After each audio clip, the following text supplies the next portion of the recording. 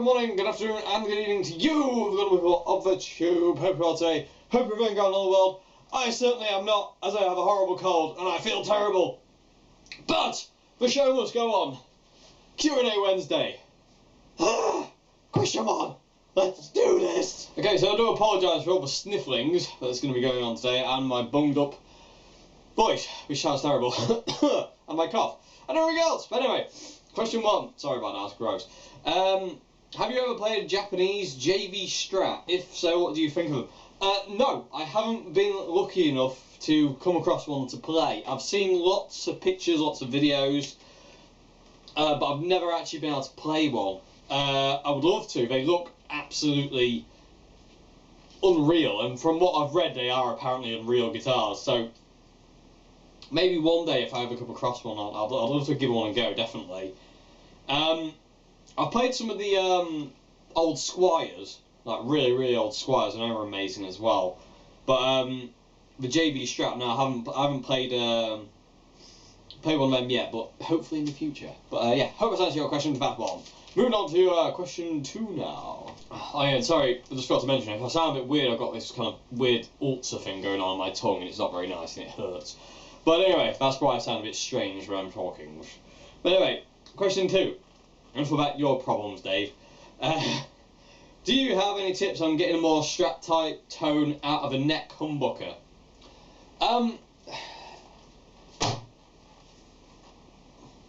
than having it coil tapped, with a humbucker, it's never really going to sound stratty.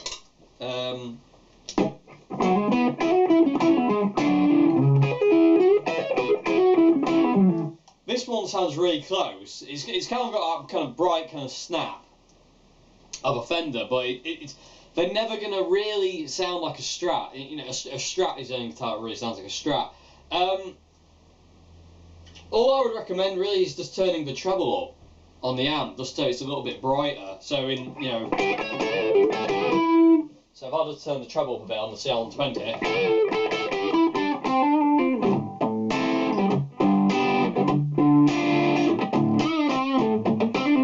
But it still doesn't sound 100% stratty, if you know what I mean, if that makes any sense. That's the only thing I would say if you want those kind of single coily sounds, I would just get it coil tapped. It's a fairly easy thing to do. Most humbuckers have 2 wires, so you can do that anyway. But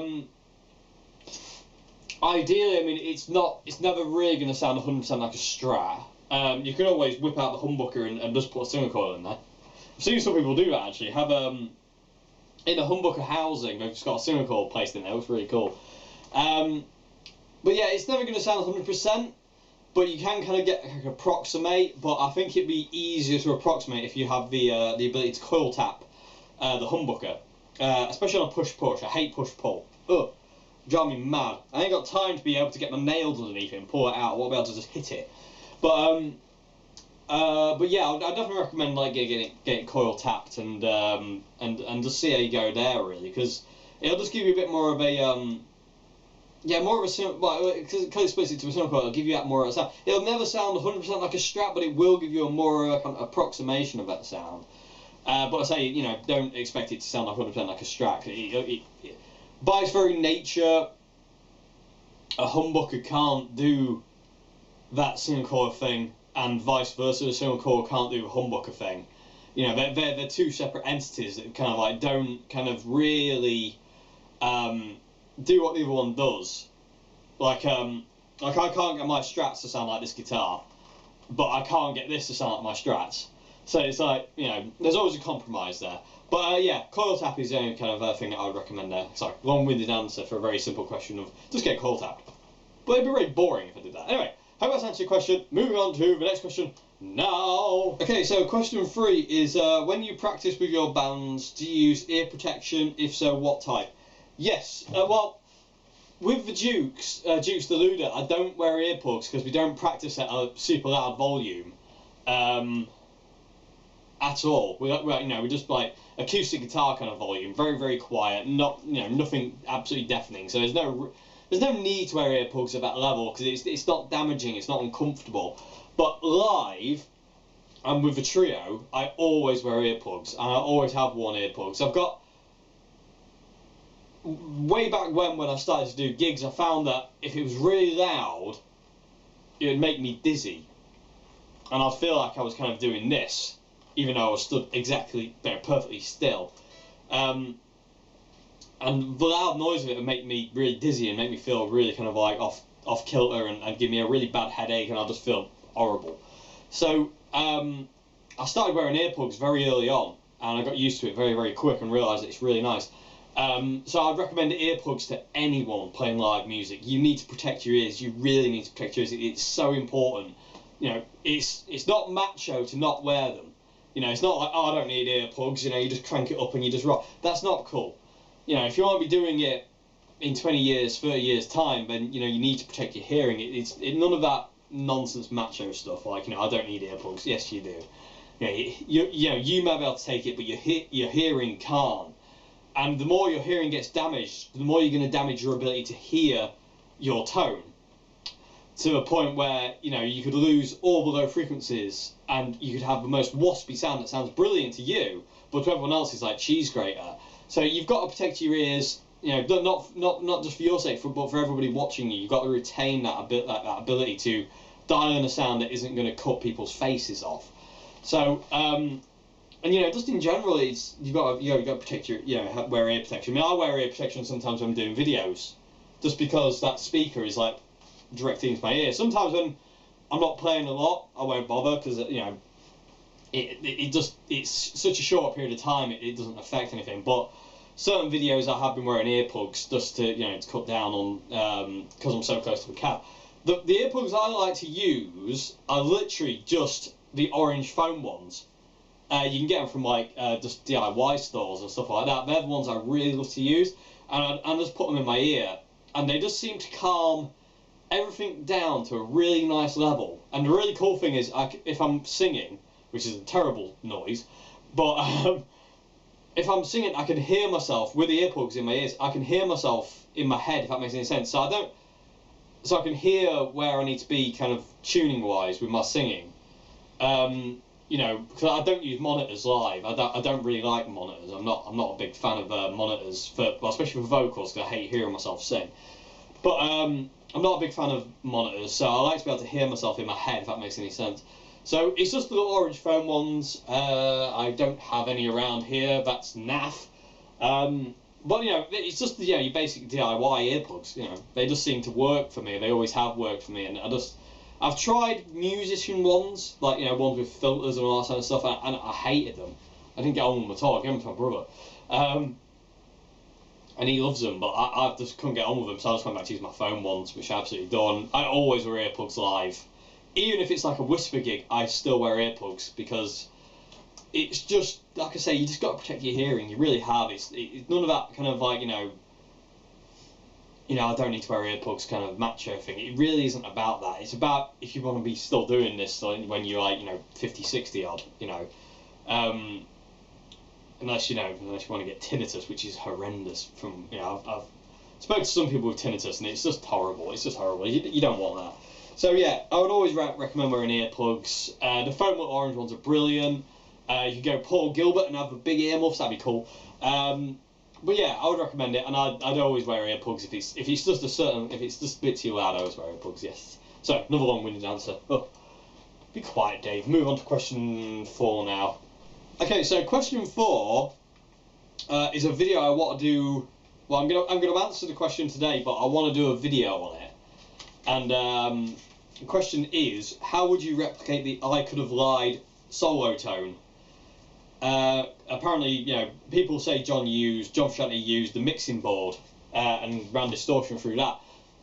I don't know how true that is. I don't know if we'll ever know how John got that exact sound, because it kind of doesn't reoccur on the album. I mean, for all we know, it could be one of the plexes he had cranked up with his Les Paul that he had that you know, it could have been anything. We'll never 100% know. There's only speculation involved. But I do want to do a video on trying to get that tone out of the CR120. So what I would say though, if you want to replicate that sound, is you want a kind of not really massively overdriven sound, but it doesn't want to be like normal way of dialing in John's clean tone. It wants to be a little bit more, if that makes any sense. So, like, if say for instance, like if you've got an overdrive pedal, I would say the overdrive would want to be somewhere between half and 3/4. Never full whack, and I would probably never say 100% at 3/4. I would always say kind of like somewhere between.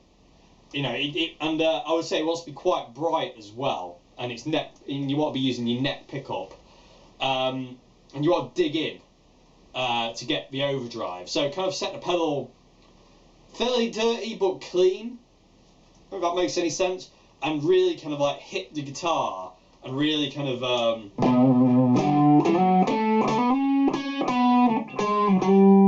forgot on the solo.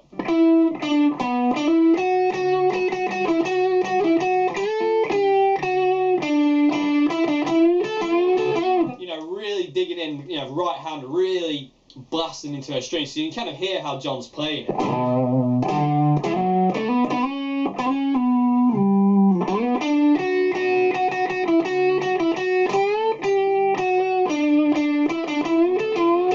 You know, it almost does sound like a humbucker in a way, but not really. I definitely think it's a Strat, but you never know. It could have been anything. For all we know, it could have been an Ibanez Gem for a Mesa Boogie triple rectifier. I doubt that highly, but you never know. But yeah, I would say that's kind of how you wanted to do it. Kind of like, you know, leave the kind of more overdrive to how you attack the guitar. John probably used a little bit of compression on that, and there was probably compression added to it anyway, to make it sit better in the mix, but or make it a bit more level. But I would definitely recommend that, like, you know, it wants to be fairly bright. So I mean, I would kind of like, if I had an overdrive pedal, I'd set everything at 12 o'clock straight up, and play with my neck pickup, and see how it sounds in relation to the album. Like, play the album and listen to that first note.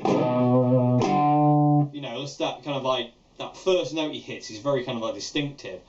And it's like, you know, if I slide into that and really hit the string, does it sound the same? And if not, why not? Does it need to be brighter? Does it need to be darker? But I do want to do a whole video on that, because that seems to be kind of like one of the things that people want to know is you know, how to get that sound. So I'm going to try and do that at some point. I'm going to use a CL120, and we'll see how close we can get, really. I might do it in a live stream, actually. You never know. It might be quite cool to do it as a live stream. Do it on the spot, and I can kind of let you into kind of how I mess around with the amp, just to kind of like, you know, for anybody who might be interested, so kind of thing. But yeah, I'd set everything at 12. See what else it needs. I would stay away from reverb. If you want to add reverb, add only a smidgen, because there's no real reverb on it. And just literally dig into the guitar and let that be kind of more kind of the push, instead of the amp doing it or the pedal doing it. They kind of want to be set kind of semi-clean, dirty, and the rest of it wants to come from how you attack the guitar, because John really digs in. I mean, you can see in the Funky Monks DVD how hard John hits the guitar around that period. So yeah, I mean, that's how I would do it, is just kind of use an overdrive pedal, not a distortion pedal. You want an overdrive pedal, or your amp's overdrive channel, and keep the gain low. But yeah, as I say, I'm going to do a video on that very, very soon, because like, it's a great tone, so I'm curious if we can kind of like approximate that as well. But yeah, I hope that's answered your question for the time being. Anyway, that's kind of how I would do it, and I would listen to the original track and just kind of like go, right, well, what's it missing? And there's also the isolated track on YouTube somewhere as well, so that's even easier to try and replicate and just listen to. But yeah, I hope that's answered your question anyway, and yeah, and I'll do a video on it very, very soon. Okay, moving on to question 5 now. Oh, I'm feeling rough, I tell you. Okay, number 5. My eyes aren't working very well today either. Ugh. I think I'm just gonna like go and fall in a hole, maybe. I don't know, crawl in a hole. I don't know what about. I don't know. Anyway, question 5, Dave. Talk about yourself to yourself. Anyway, question 5. What solo should I learn to get better as a beginner? That's subjective to what music you're into. But if you were to ask me what solos to learn, I would say Supersonic by Oasis.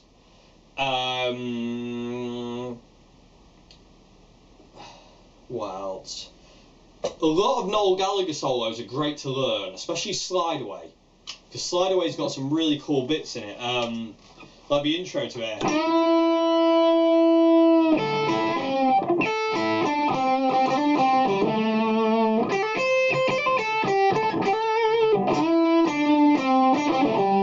There's some really cool kind of pentatonic kind of licks there, especially like that one.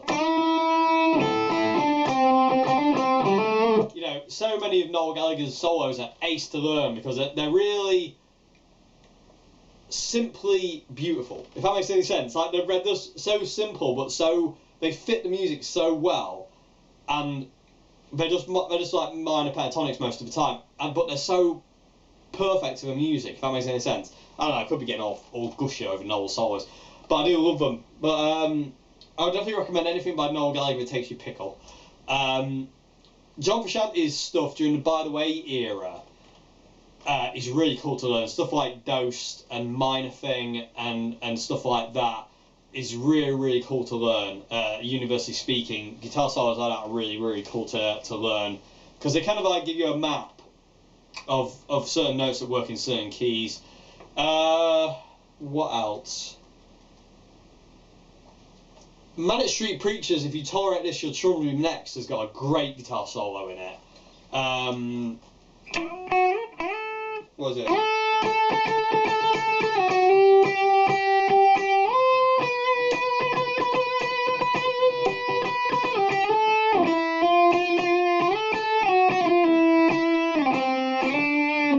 Something like that. I can't think straight today. My head is just absolutely bunged to the max, as you can probably tell by the atrocious guitar playing.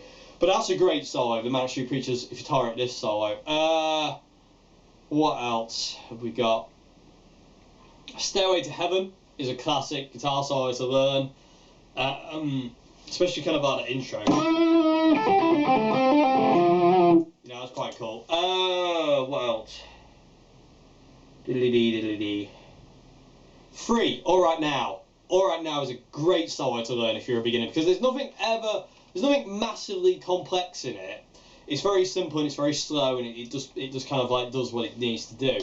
I would steer away from any kind of like really fast stuff, like say for instance, or really kind of like technically fiddly stuff. You don't want to be learning kind of like Sweet Child of Mine or anything like that at this point in time if you're a beginner. You want to be kind of learning nice, slow, simple melodic stuff. I say like you know, like some of the Chili Peppers By the Way stuff that John does, and like, you know, stuff like that and Noel Gallagher and stuff like that. They're really cool guitar solos to get you on the rungs of guitar soloing, if that makes any sense. But yeah, those would be kind of like my three. I'd say at this point in time, Supersonic, because it's really, really cool. Well, maybe not three, I've got a few more. Supersonic, Slide Away by Oasis, and then you got the Zephyr Song and Minor Thing by the Chili Peppers, which will get you into kind of bending. And then Manic Street Preachers, If You Tolerate This, You'll Trouble Me Next solo is awesome. But again, this is all kind of like, you know, my thing is, it depends on what music you love. Because I can only kind of like recommend really kind of like what I would recommend. If that makes any sense. Oh, I don't know. But hopefully that makes sense. I'm losing it today. I'm totally losing it. Okay. I hope that's answered your question. Yeah, going to move on to question 6 now. Okie dokie, final question of the day. And then I'm going to go and die somewhere in a ditch. Oh. What's your top 3 songs? You said it, yes. You said that, yes, it's a really hard question. It is a difficult question, but I can kind of narrow it down. I've got songs that really mean a lot to me. In the top 3 has to be Machine Gun by Jimi Hendrix, because of just the expression in that version. That version of the Fillmore East version is just otherworldly. It's just one of those things of, oh, I give up. I can't play guitar compared to that. It just, Jimmy stood there with his eyes shut and just playing, stood totally still, playing that solo is just, to me, it was life-changing to watch. I've got the Fillmore East DVD, and also to hear, it's just like, terrifying, absolutely terrifying. How, you know, and I say we miss you, Jimmy. He, you know, well, Yeah, Monday he passed away. He'd have been 70 something, 74 I think. But yeah, but the expression he has in that solo is just absolutely mind-boggling. It's not a guitar solo, Machine Gun. It's not a guitar solo. That's Jimmy expressing his absolute ultimate emotion, how he feels at that point in time, about what's going on at that point in time, through music. The guitar is not a guitar, Jimmy is not Jimmy, his amps are not amps, his pedals are not pedals. It's all part of music. They're not just individual entities, they're all part of one thing in that solo. Everything is working together to emote what Jimmy has inside of him out. And it's just unreal. That gap. I mean, those Phil Maurice gigs, I think, are absolutely, like, you know, some of the best things that Jimmy ever did. The Band of Gypsies was just incredible band. Absolutely adore the Band of Gypsies. But that version, Machine Gun, is up there. It's probably my all-time favourite song, just because it's just so emotionally charged and just so. If anybody said, like, you know, what's the kind of like pinnacle of a guitar solo, it's that to me. You know, because it really is. You just don't get better. I just don't think you get any better. I mean, again, that's only to me though. So that's my personal opinion, because it really is something otherworldly. You know, that man was tapped into something that night that was not of this world. You know, as weird as that might sound, there was something else there that night, and it was driving him. You know, it really was. He was channeling something that he's just absolutely beyond. But that would definitely be my all-time favourite. Don't Forget Me by the Chili Peppers, just because it's just one of those songs that's always hit me. You know, when a song hits you, it really, you know, and it sticks with you. There's something in Don't Forget Me that really sticks with me. I don't know what it is. I don't want to know. I don't care to know. I just know it affects me in a very, very funny way. And the same with Scar Tissue. But Scar Tissue affects me in a way because of what was happening when I learned it, and I don't want to talk about that.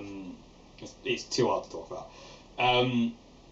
But I do love Scar Tissue as well. Scar Tissue and Don't Forget Me, I think, would actually be number 2 in my all-time favourite songs, because Scar Tissue means the world to me, song-wise. It really does. And I say for reasons that, you know, are my own. And Don't Forget Me, again, because of there's just something about it. And seeing it live twice with John playing it, and them doing this massive long jam at the end of it on the Stadium Arcadium thing, was just like, you know, it was the whole thing for me. And a third song that I can think of would be You by Candlebox, because there's just something in that song. It's just, sorry about the sniffles. The first time I heard You by Candlebox, I was just like, what is that? My sister was playing it, oddly enough, in this room. And I was like, what is that song? And she goes, oh, it's Candlebox. And I was like, I'd never heard of Candlebox. And immediately became a massive fan and got all her albums and just became a massive fan. And there's something in that song that's very powerful to me. I don't know what it is, but there's something in it. Again, I don't know why these songs stick out to me. I don't understand the deeper meaning. They just hit me in a certain way where certain other songs don't. They get me in a certain kind of way. So, you know, yeah, I mean, I know that's kind of 4 songs, like, you know, Machine Gun, Scar Tissue, Don't Forget Me, and You. But those 4 definitely are kind of like the pinnacle of my favourite songs ever written. You know, I'm sure there's others. There's a lot of other songs that really appeal to me, but this could go on forever. But if I was to narrow it down, I would go for those, because there's just something in them. Excuse me. Oh, sorry everyone, I was really disgusted out there. I'm really sorry. Okay, and you also asked, what is my favourite Nirvana album? Oh, gravy, golly. I really don't know.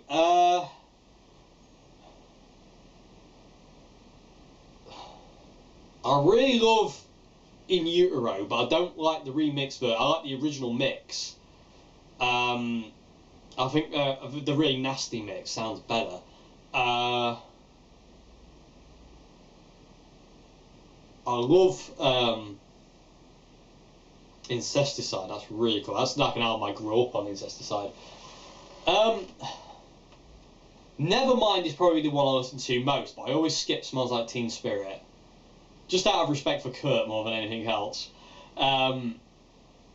But Bleach is almost awesome as well. But Bleach is one of those albums I can't listen to every song because certain songs are a bit too heavy. Not in the sense of like, you know, heavy as in kind of how he sings and the way he's singing. Like Negative Creep was screaming Negative Creep. Sometimes I can hack it, and then sometimes it's just a little bit too much, and I'm like, oh, Kurt, that's too powerful, mate. So I'd probably say Nevermind is probably favourite. And now that probably sounds like cliche. It's got Smells Like Teen Spirit and everyone loves it. But yeah, it really is. It is one of those kind of like life-changing albums, Nevermind. It really is. So I'll definitely say Nevermind is my probably favourite. Next after that would probably be Incesticide, and then Bleach, and then Utero. Because I don't like the remix of In Utero when you hear the actual original mix of In Utero. The original mix sounds incredible. There's also the Best of the Box. That's quite cool. What else? There's quite a few things. I do like MTV Unplugged. That's really cool as well. I kind of grew up listening to that on tape. My brother had that on tape. That was really cool. But yeah, I'll definitely say Nevermind. There's just so many good songs on it. I mean, to start your second album with a song like Smells Like Teen Spirit, as much as what it's become today, you know, that is just...